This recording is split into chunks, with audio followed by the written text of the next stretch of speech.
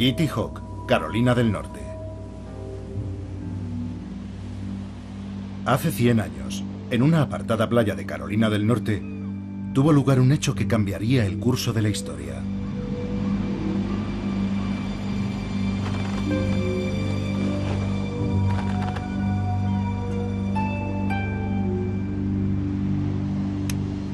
No hubo muchos testigos, tan solo unos cuantos pájaros curiosos y algunos pescadores del lugar. Este es el único documento de ese momento histórico, una única y borrosa fotografía. Fue aquí donde un joven fabricante de bicicletas hizo realidad un sueño largamente perseguido: volar. Solo permanecería en el aire 12 segundos, recorriendo 40 metros, pero fue el primer vuelo impulsado del ser humano. Naturalmente, el primer vuelo en el mundo tuvo lugar muchísimo tiempo antes, aproximadamente 300 millones de años antes de que el hombre conquistara el cielo. El primer vuelo. Aquellos 12 segundos en Kitty Hawk presenciaron el amanecer de una nueva era para la humanidad. Pero el vuelo había evolucionado de forma independiente en la naturaleza 4 veces. Insectos, pterosaurios, murciélagos y aves. Una de las grandes historias del éxito de la naturaleza.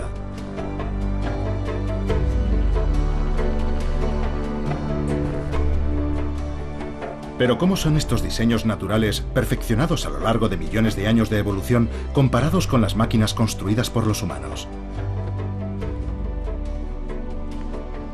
Después de todo, solo hemos tenido un siglo para ponernos al día.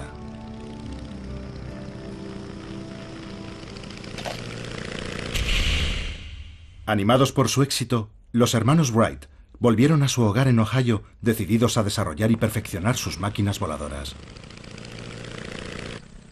Huffman Prairie, Ohio.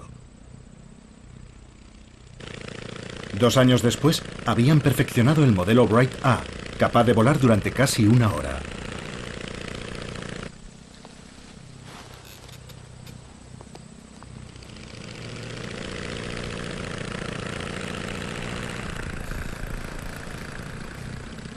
Parte de este éxito se debió a la observación de los diseños naturales para volar. Pero no es tan sencillo. La fotografía de Kitty Hawk no muestra que el primer aparato de los hermanos Wright fuera prácticamente imposible de pilotar.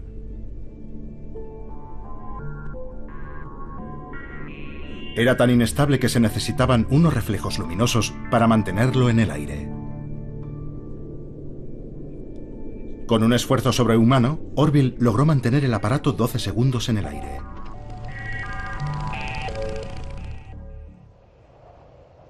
Control y estabilidad. La naturaleza también tuvo que superar los mismos problemas. Las aves tienen que reaccionar a los constantes golpes de viento con millares de diminutas correcciones en su vuelo. Pero tras millones de años, la evolución perfeccionó unos reflejos que nosotros nunca podremos igualar. Los reflejos de estos tordos alirrojos son tan veloces que, cuando un pájaro gira, todos los demás reaccionan al instante y la bandada se mueve al unísono.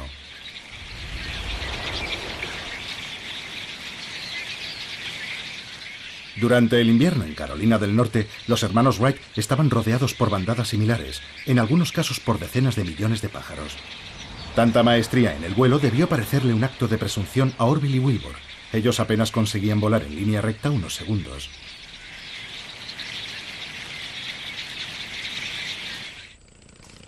Pero los avances fueron tan rápidos que solo 2 años después, los hermanos Wright ya tenían la primera aeronave funcional. Fue entonces cuando la aviación realmente despegó. Wilbur murió en 1912, pero Orville vivió para ver volar el primer avión a reacción. Y justo 66 años después del vuelo en Kitty Hawk, el hombre caminaba sobre la luna. Pero levantar el vuelo no fue fácil. La mayoría de los primeros diseños estaban basados más en la esperanza que en la ciencia.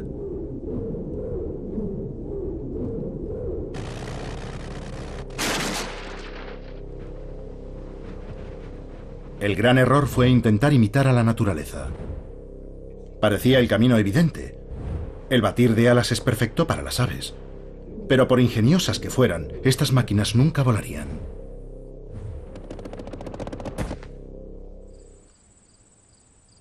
Unos pocos pioneros siguieron un enfoque completamente diferente, preparando el terreno para los hermanos Wright.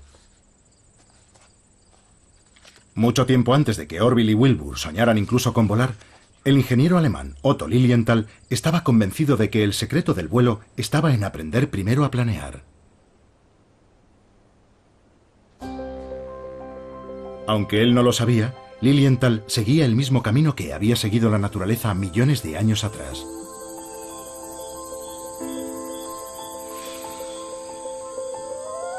Los animales planeadores recorren largas distancias velozmente sin usar mucha energía. Una buena forma de moverse, sobre todo en las alturas de los bosques tropicales. Funciona incluso para los animales más inverosímiles, como las ranas y los lagartos.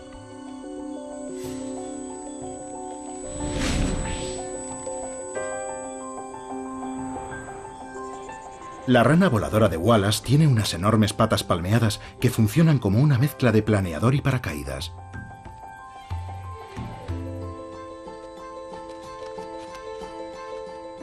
Y el gecko volador tiene una sofisticada membrana que recorre los flancos dorsales hasta la cola y que se abre en el aire como las alas de un planeador.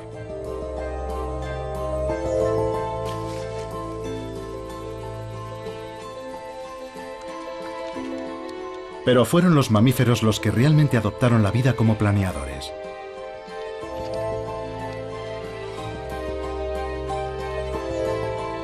En Australia, diferentes tipos de marsupiales, incluido este petauro del azúcar, planean sobre el bosque en mitad de la noche. Como todos los mamíferos planeadores, posee una membrana entre las patas delanteras y traseras.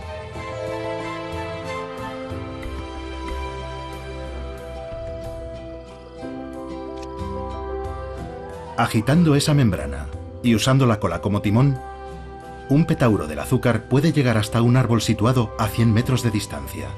La mayoría de los científicos coinciden que hace aproximadamente 60 millones de años, un animal planeador similar desarrolló la capacidad de volar, el primer murciélago. Lilienthal desconocía cómo habían evolucionado los murciélagos, pero siguió el mismo camino. Primero, aprender a planear, algo a lo que se dedicó con entusiasmo. Lichterfelde, Alemania, 1896. Lilienthal diseñó 16 planeadores diferentes y realizó un número extraordinario de vuelos, más de 2000. Pero solo podía dirigir sus planeadores moviendo las piernas de un lado a otro. Más tarde escribiría: mientras hacía esos experimentos, el viento me sacudía con violencia y me veía obligado a realizar una auténtica danza en el aire para mantener el equilibrio, aunque siempre podía hacer un aterrizaje seguro. Lamentablemente, el sistema de control falló en una ocasión con efectos desastrosos. Su muerte enseñó a los hermanos Wright una valiosa lección. Wilbur comprendió que Lilienthal había muerto por no poder controlar suficientemente su planeador. El sistema de control es tan importante como las alas para conquistar el aire. Pero una vez más, la naturaleza también tuvo que resolver esos problemas.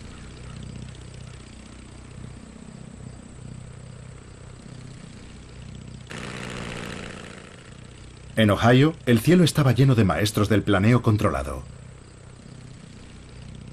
Los buitres cabecirrojos. Sus alas son muy largas en relación a su peso. Es como si estuvieran a merced de cada ráfaga de aire. Pero su control es absoluto. Y Wilbur intentó comprender cómo lo hacían.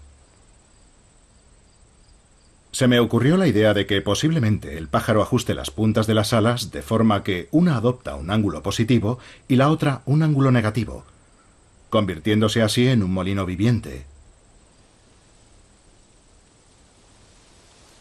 Cuando su cuerpo ha girado todo lo que desea, invierte el proceso.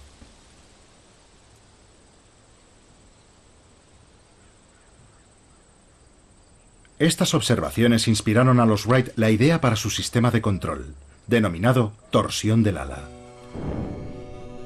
Actualmente los aviones no se controlan así y el sistema era muy inestable en los primeros diseños. Pero pocos años después, la torsión del ala significó poder volar con estilo. Un complejo sistema de cables conectados a la columna central de control tensaba y retorcía las alas, dirigiendo el avión hacia la izquierda y la derecha. Y delante, un grupo de timones de profundidad levantaba o bajaba el morro del avión.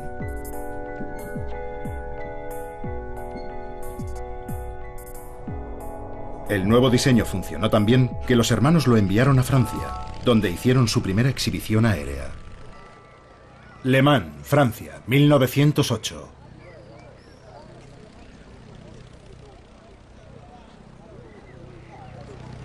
Los hermanos Wright por fin revelaban sus secretos al mundo. Y un grupo de aviadores novatos contemplaban asombrados la exhibición. Entre ellos, fácilmente reconocible por su espectacular mostacho, estaba Louis Blériot, el carismático aviador.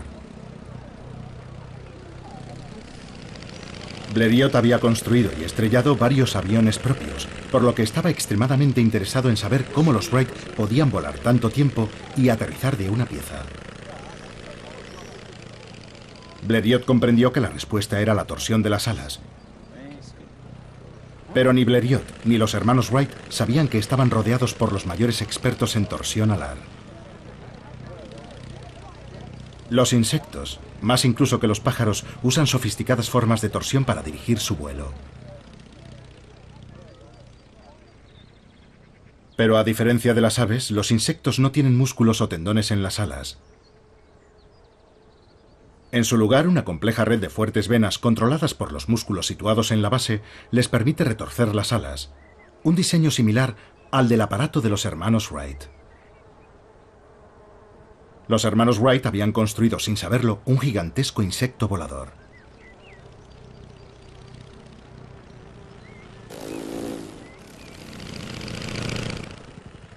Las libélulas poseen las alas más complejas de la naturaleza.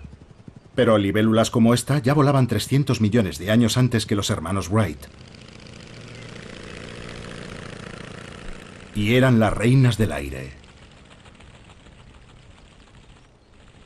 Volando hacia adelante, hacia atrás o en vertical, las libélulas pasan la mayor parte de sus vidas en el aire. Algunas incluso ponen sus huevos volando.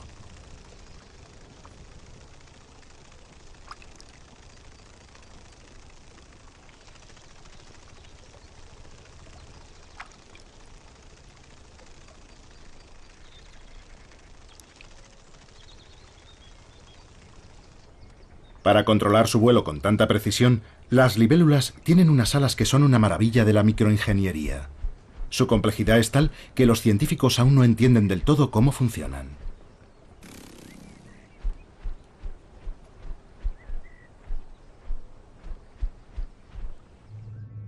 Es mucho más sencillo observar la torsión del ala en otros insectos. Cuando la langosta bate sus alas hacia abajo, estas se curvan automáticamente, como un paraguas. Esa forma tensa la curvatura cuando el ala desciende, convirtiéndola en un plano aerodinámico rígido. Pero también se aplana y alabea al ascender, de forma que el ala ofrece menos resistencia al aire.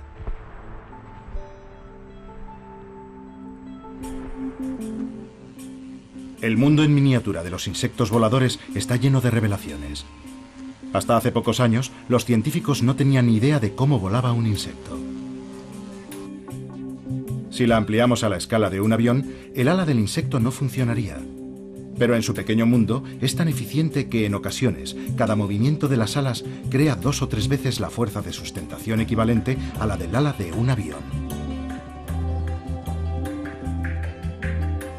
Y eso es porque a pequeña escala el aire actúa de una forma muy diferente cuando pasa por el ala del insecto.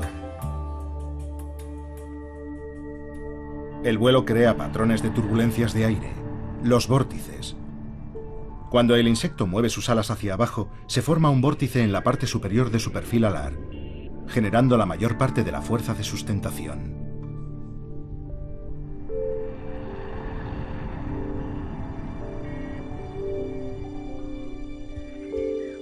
El vuelo permitió a los insectos conquistar el mundo, colonizando nuevos y lejanos territorios.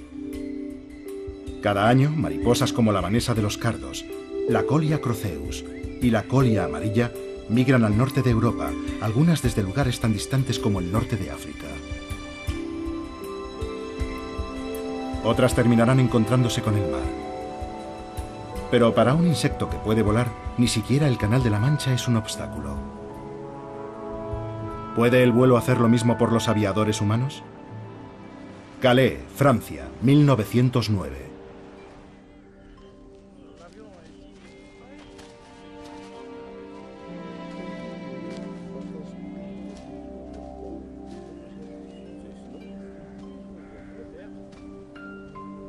El Daily Mail había ofrecido una recompensa de 1000 libras al primer piloto lo bastante valiente o loco para cruzar volando el canal. Un reto irresistible para Louis Blériot.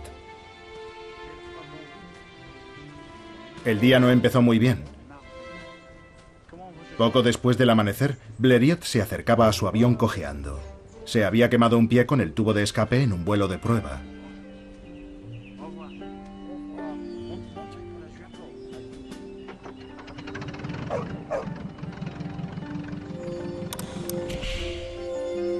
Y el día iba a empeorar.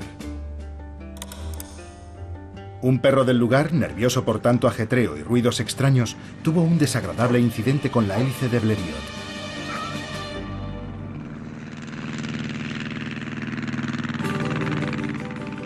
El avión salió mucho mejor parado que el perro.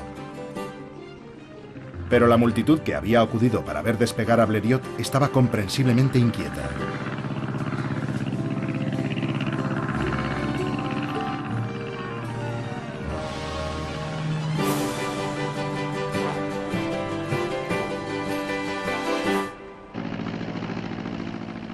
Blériot apuntó su frágil nave hacia Dover.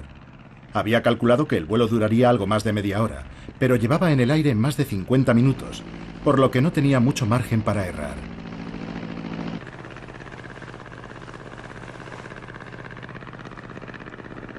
El canal es una ruta aérea muy transitada las mañanas cálidas de verano.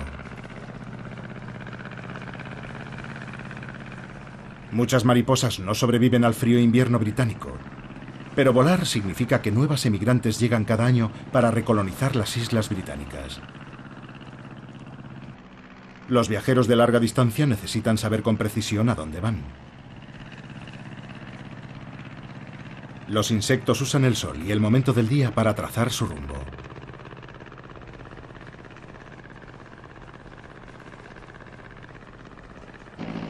Pero Blériot no tenía ni idea de dónde estaba.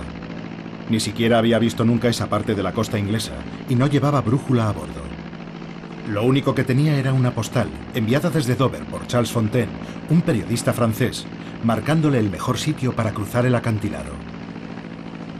Blériot tenía un plan B o algo parecido. Fontaine le esperaría en el acantilado, agitando una enorme bandera francesa. Blériot alcanzó la costa inglesa más por suerte que por destreza. Más tarde recordaría. De repente, en el borde del acantilado, vi a un hombre agitando desesperadamente la tricolor, completamente solo en mitad del campo. No maniobré. Más bien me lancé hacia tierra. Apagué el motor a 20 metros. Ahora todo estaba en manos de la suerte.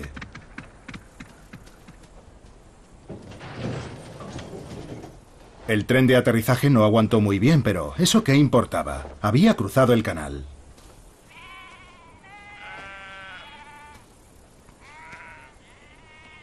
Cruzar el canal con el aeroplano más o menos entero era una gran proeza.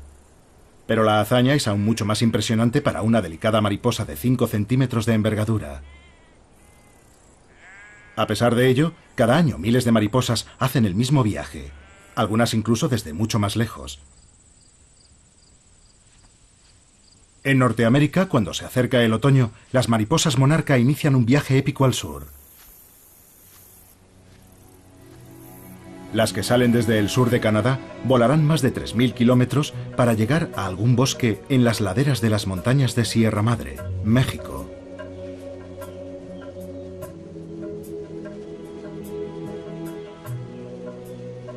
No solo es una hazaña de resistencia de larga distancia. es un auténtico milagro de la navegación, ya que aquí, en este bosque, se reúnen mariposas llegadas desde toda Norteamérica. Un testimonio del poder del vuelo.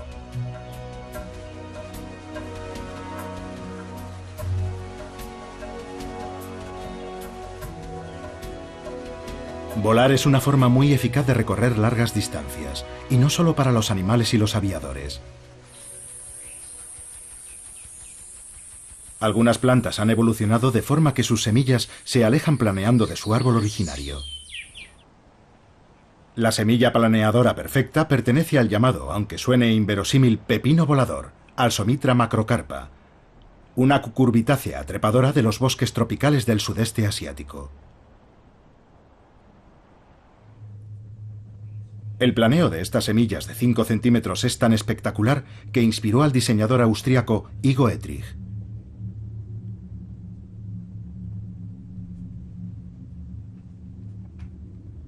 Primero, Etrich construyó una serie de planeadores inspirados en el diseño de la semilla. Después diseñó un avión con la esperanza de mantener al imperio austrohúngaro en la carrera por la conquista del aire. Pero el nombre de su avión, Taube, paloma, recuerda su forma de ave, y no la de la extraña semilla que lo inspiró. Etrich estaba preparado para hacer volar su original diseño justo un año después de que Blériot cruzara el Canal de la Mancha. Wiener Neustadt, Austria, 1910. Etrich demostró la navegabilidad del avión sobrevolando Viena a 300 metros de altura.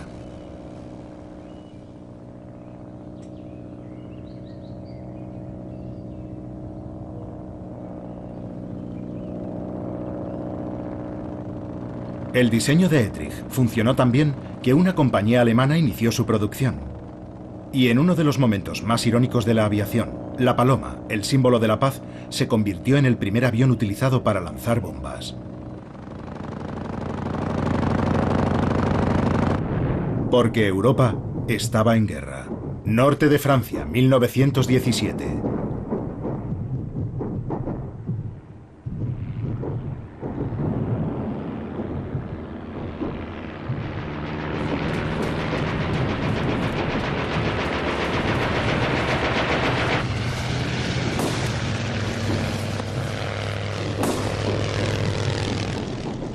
La Primera Guerra Mundial dio un nuevo y urgente giro a la aviación.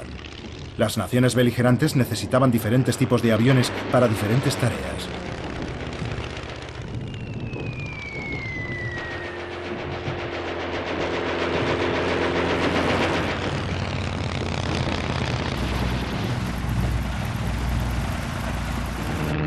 El Fokker DR-1 alemán tenía 3 alas cortas dispuestas unas encima de otras.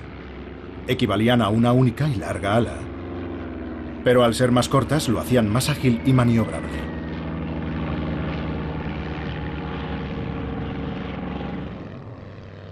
El caza Bristol, su rival, era un biplano más grande con 2 alas más largas. El Bristol no era tan ágil, pero 2 alas producen menos fricción, por lo que era más rápido. Cambiaba maniobrabilidad por velocidad. La naturaleza también tiene que elegir. Los diferentes voladores evolucionaron para diferentes tareas en el aire. La naturaleza también ha desarrollado formas eficaces para matar. El halcón peregrino está diseñado para la velocidad. Sus largas y finas alas reducen la fricción, haciendo del peregrino un ave veloz y letal en el aire.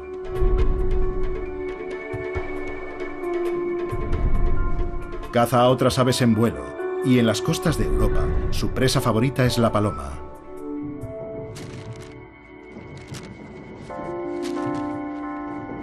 Esa es la razón por la que se disparaba a los halcones peregrinos durante la Primera Guerra Mundial. Tenían la mala costumbre de comerse a los vitales mensajeros.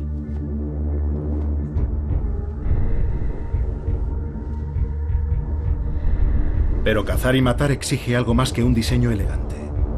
Tanto el peregrino como el piloto necesitan una táctica. En el combate cuerpo a cuerpo, el caza Bristol no tenía ninguna posibilidad de superar al Fokker. Pero en un combate aéreo, como este, la altura da ventaja al cazador. Incluso desde lo más alto, la penetrante vista del halcón puede seguir a centenares de metros a una paloma.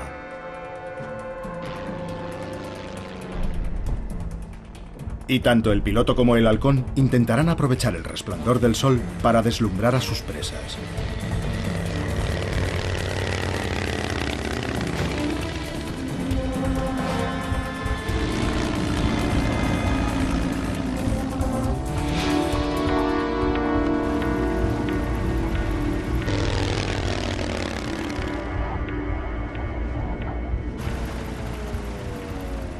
Cuando se lanzan en picado, tanto el pájaro como el avión alcanzan la máxima velocidad, aproximadamente 250 km por hora.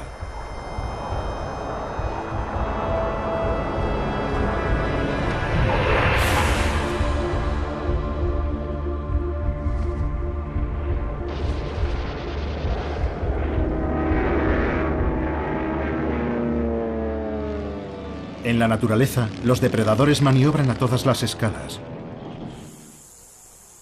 Estos ojos de alienígena son eficaces y letales detectores de movimiento que escudriñan los arbustos del desierto del oeste americano en busca de cualquier cosa pequeña con alas.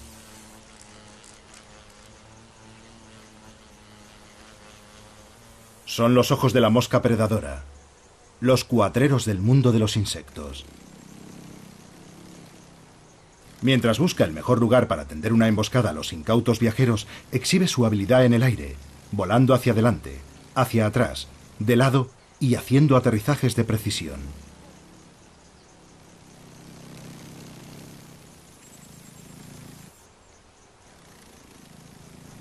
¿Qué convierte a las moscas predadoras en tan hábiles voladoras? La razón en parte está en su herencia como moscas. Las moscas solo usan un par de alas, las delanteras. Las alas traseras han quedado reducidas a dos pequeñas mazas, los halterios.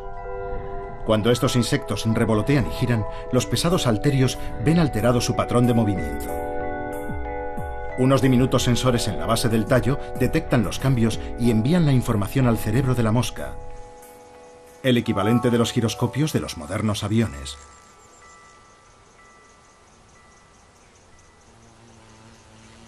Las moscas predadoras usan esta tecnología para hacer vuelos cortos y rápidos de una precisión letal.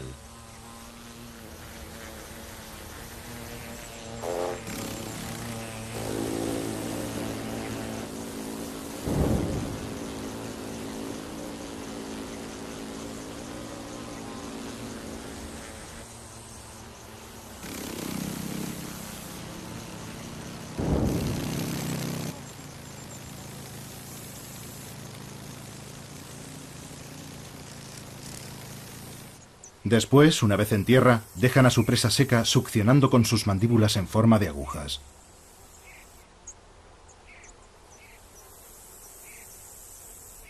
Son tan rápidas que son capaces hasta de capturar a un saltamontes en mitad de un salto. Pero algunos insectos son demasiado grandes y duros, incluso para las moscas ladronas. En primavera, el viaje de regreso lleva a las mariposas monarca directamente hasta el territorio de la mosca predadora. Son las mismas mariposas que volaron al sur el año pasado, pero no volverán volando directamente a casa. Se detendrán para reproducirse, dejando sus huevos en las plantas de Asclepia.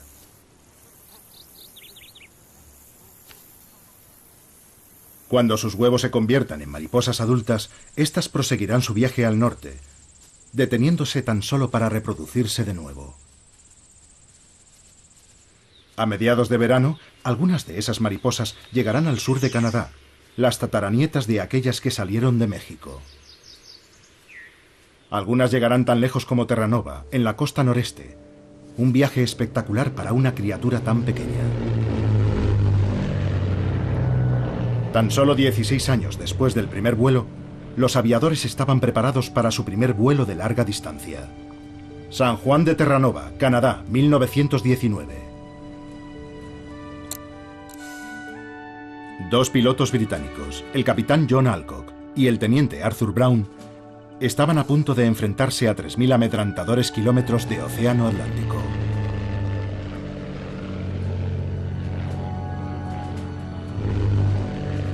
Tuvieron problemas casi desde el despegue.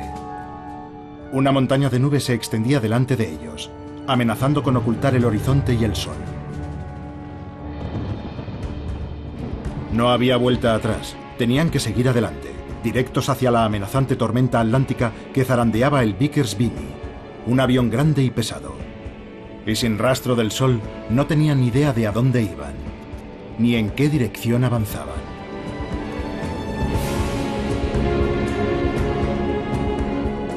Y ellos no eran los únicos.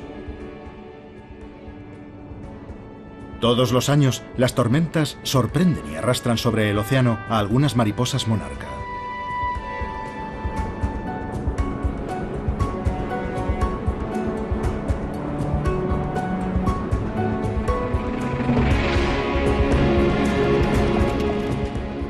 Perdidos en la tormenta, Alcock y Brown buscan desesperadamente un rayo de sol. Pero está anocheciendo. Poco después de la medianoche, logran al fin atravesar las nubes y se orientan con la luna para poner rumbo al este, a Irlanda. Travesía aérea atlántica, triunfo glorioso.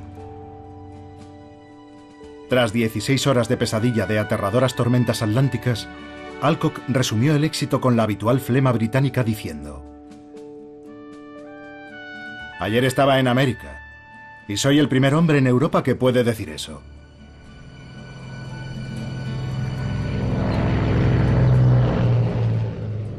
Su maltrecho avión se dirigió a lo que parecía un prado llano.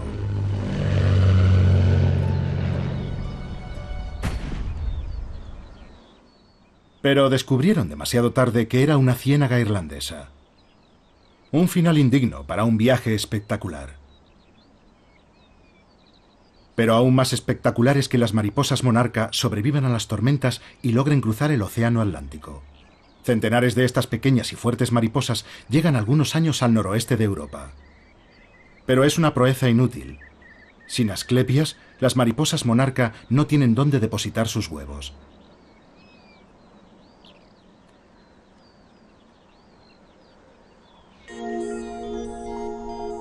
El Vimy, el avión de Alcock y Brown, era un bombardero de la Primera Guerra Mundial reconvertido. Un avión grande para su época. Pero en 1921 un diseñador había soñado con algo mucho más grande. Un conde italiano, Gianni Caproni, construyó el primer jumbo del mundo. Un monstruo de 9 alas con una envergadura de 30 metros. Un hidroavión diseñado para cruzar el Atlántico Norte con más comodidad que el bombardero reconvertido de Alcock y Brown.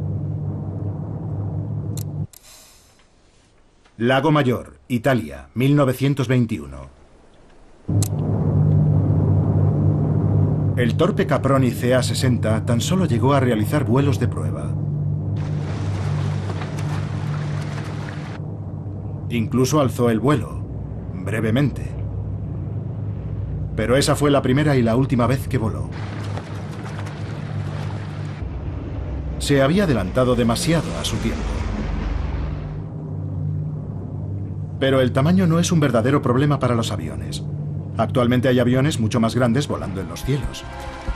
El tamaño es más complejo para la naturaleza.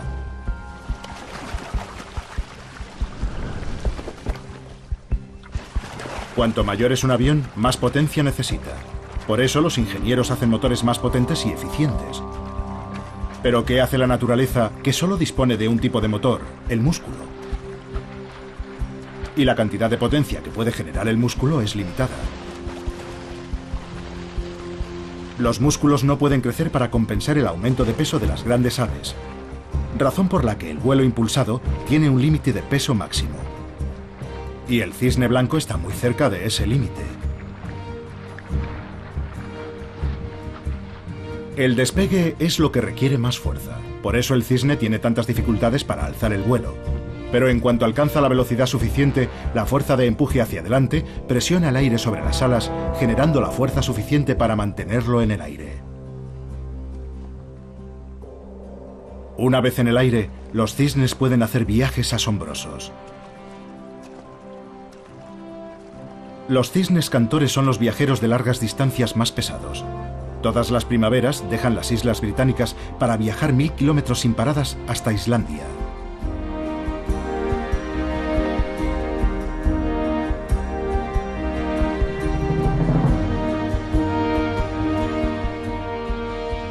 Estos cisnes alcanzan velocidades de 90 kilómetros por hora, lo que significa que el viaje solo les llevará 12 horas.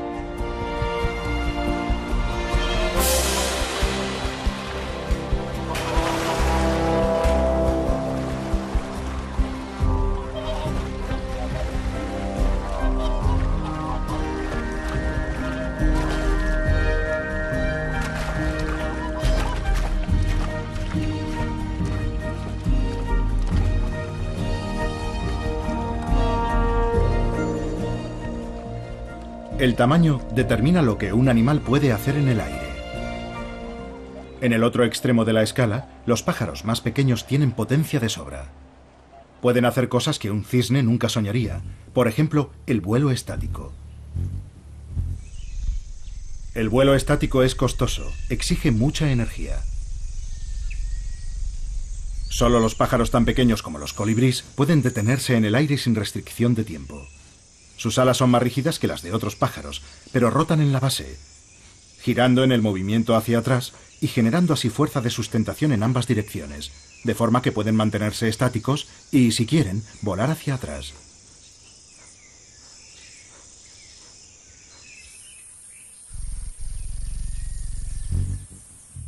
Los colibríes controlan el vuelo de tal manera que incluso construyen sus nidos en el aire, envolviéndolos con tela de araña sin romper el hilo.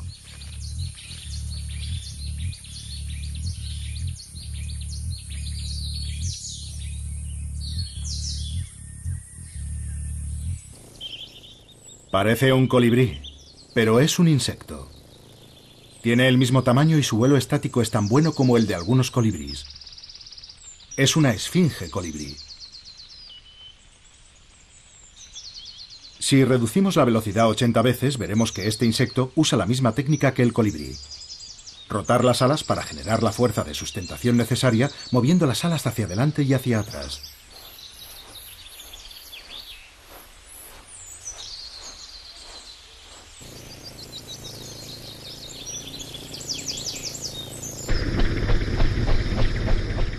Las alas del helicóptero son las aspas del rotor.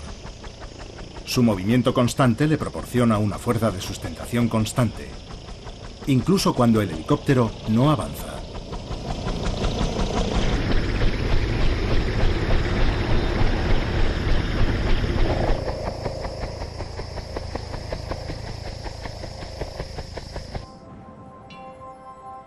A comienzos de 1930, la ingeniería aeronáutica estaba lo bastante avanzada para que los aviadores se embarcaran en aventuras aún más atrevidas y peligrosas. Norte de la India, 1933. En la primavera de 1933, dos biplanos Westland despegan en el norte de la India. En un osado intento de sobrevolar el Everest, a 10.000 metros de altitud. Esa es la altura de crucero de los aviones de pasajeros actuales, pero estos aviones, construidos de madera y lona, tenían carlingas abiertas. Los pilotos, Lord Clydesdale y el teniente de la Fuerza Aérea McIntyre, y los fotógrafos, el coronel Blacker y S.R. Bonnet, solo estaban protegidos por trajes térmicos y oxígeno puro para el momento del ascenso final.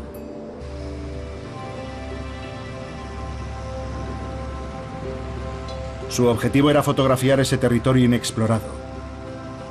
Pero la única forma de hacer buenas fotografías era que el fotógrafo se asomara fuera del aeroplano.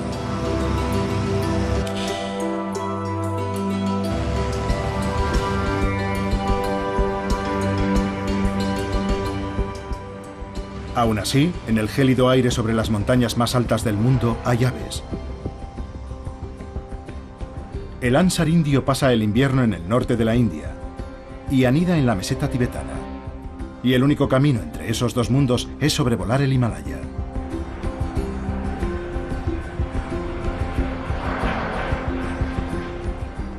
Estos gansos alcanzan alturas de 9.000 metros.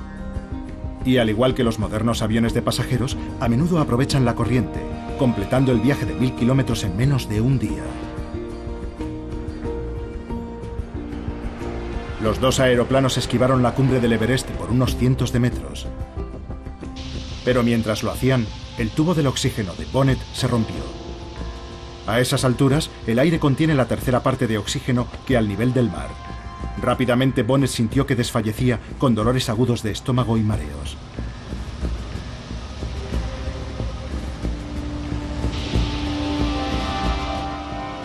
Afortunadamente se dio cuenta del problema a tiempo, encontró la fuga y la reparó con un trapo viejo. Pero ¿cómo puede ser que mientras el hombre apenas puede sobrevivir a esta altura sin ayuda, estos gansos vuelen sin ningún esfuerzo a través del tenue aire? Todas las aves tienen una serie de sacos aéreos conectados a los pulmones, de forma que tanto al inspirar como al expirar, el aire es impulsado a través de los pulmones en una sola dirección. Es un sistema mucho más eficiente que nuestra respiración. Los gansos pueden conseguir fácilmente el oxígeno necesario para impulsar su vuelo, incluso a una altura récord como esta.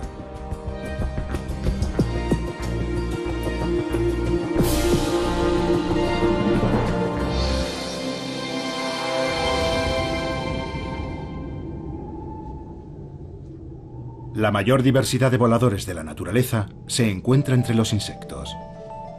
Los insectos fueron los primeros en conquistar el aire y por eso tuvieron más tiempo para evolucionar. Actualmente existirán unos 30 millones de diferentes especies de insectos y la mayoría de ellas pueden volar.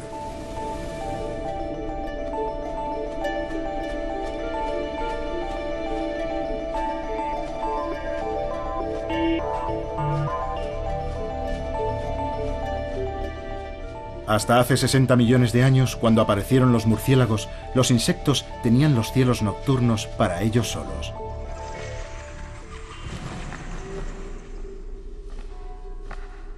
El refugio de la oscuridad llegó a su fin cuando los murciélagos desarrollaron un detector de insectos de eficacia letal, el sonar.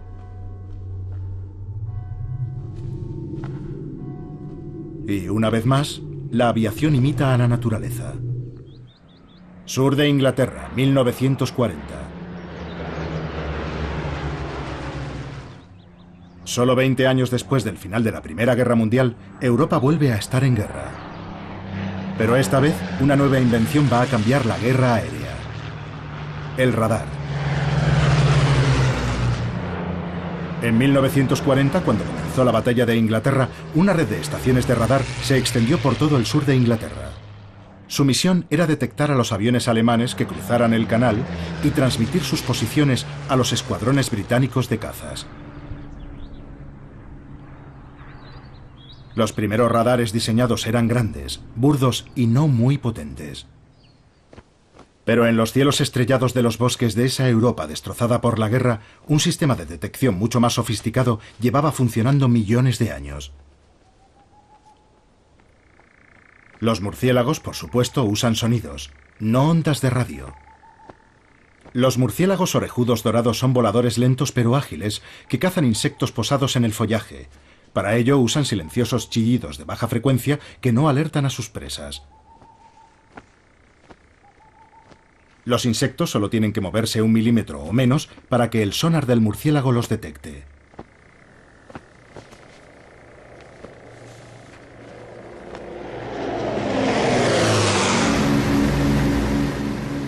La urgencia de la guerra llevó a los científicos a experimentar con diferentes diseños de radares.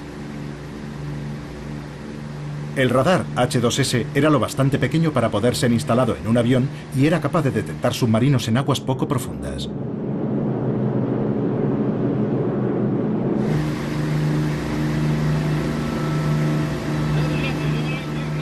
El radar H2S ayudó a hundir más de 250 submarinos solo en la batalla del Atlántico.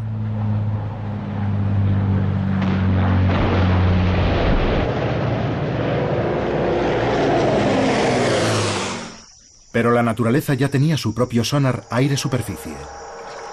En las selvas de Centroamérica, el murciélago pescador localiza a sus presas mediante las ondas en la superficie de las charcas.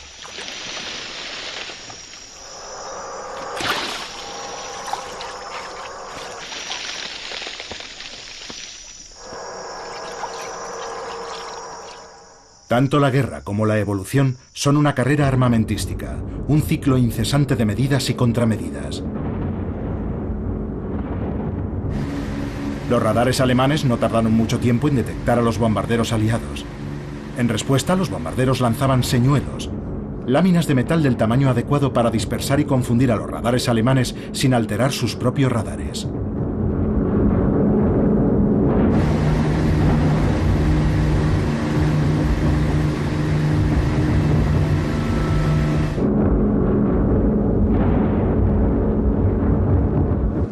Esta carrera armamentística no es algo nuevo para la naturaleza. Los insectos no se quedaron sentados esperando a ser devorados por los murciélagos. Algunos evolucionaron sus propias contramedidas. La mariposa tigre escarlata posee un veneno que hace que su sabor sea horrible. Durante el día, sus brillantes colores disuaden a los depredadores, pero los colores no sirven en la oscuridad, ni ante el sonar del murciélago. Por eso, en cuanto oye el chillido ultrasónico del murciélago, la mariposa tigre responde con otro chillido, advirtiendo al murciélago de su pésimo sabor. Incluso interfiere con el sonar del murciélago.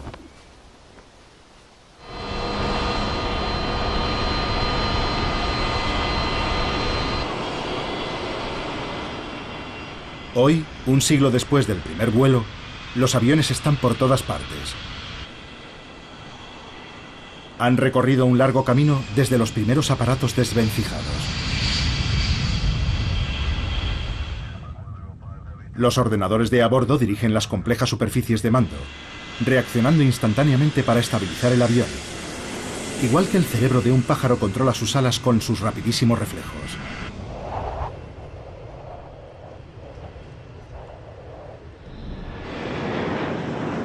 ¿Ha llegado por fin la aviación a la altura de la naturaleza? Aún no. Incluso una paloma común posee un diseño de alas con el que los ingenieros solo pueden soñar. Sus alas cambian de forma a medida que las plumas se superponen entre sí, abriéndose para alzar el vuelo y plegándose para el vuelo rápido.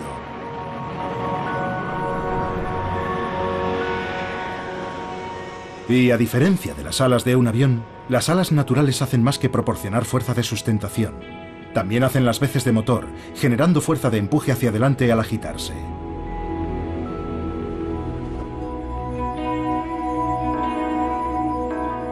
Los voladores naturales son mucho más sofisticados que cualquier cosa que haya diseñado el hombre. Pero el vuelo humano ha superado a la naturaleza en algunos aspectos. Podemos llegar más alto, más rápido y más lejos. Tan solo 6 décadas después de que los hermanos Wright sobrevolaran un campo de Ohio en su frágil aeroplano, despegaron los primeros pasajeros supersónicos. Y luego, pocos meses después, el hombre viajaba a la Luna.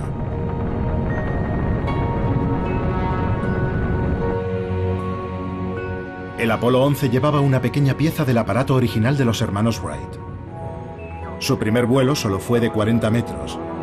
Pero su último viaje, 64 años después, fue un viaje de ida y vuelta de casi 1 millón de kilómetros. Si hemos llegado tan lejos en 100 años, ¿qué podemos conseguir en el futuro? ¿Aún más alto? ¿Más rápido? ¿Más lejos? Esa habría sido la respuesta hace solo una década.